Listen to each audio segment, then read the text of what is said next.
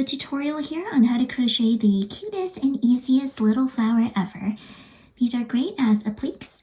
You can use any type of yarn you'd like. I'm using medium weight yarn here.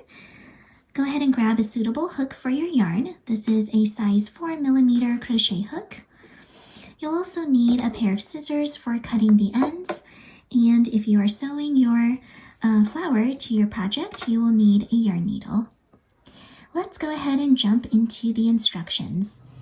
All you're going to do is start off with a magic ring. In the magic ring, you are going to make your slip knot to start. And then you're going to chain 4 and slip stitch 5 times. So here's what it'll look like. 1, 2, 3, 4 chains. Then I'm going to insert my hook into the ring for a slip stitch. And I'm going to repeat that for a total of 5 times. 1, 2, 3, 4 chains and slip stitch.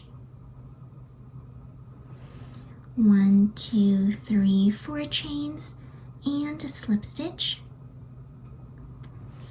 1, 2, 3, 4 chains, slip stitch.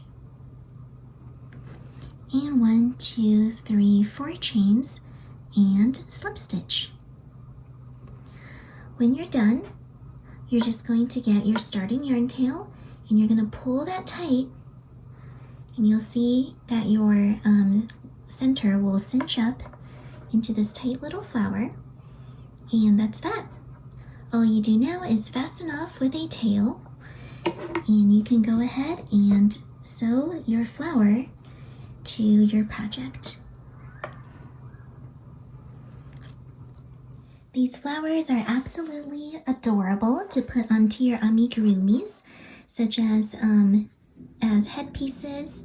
You can make a cute little flower crown out of them, or you can even add it to your projects as appliques, such as this floral mushroom bag.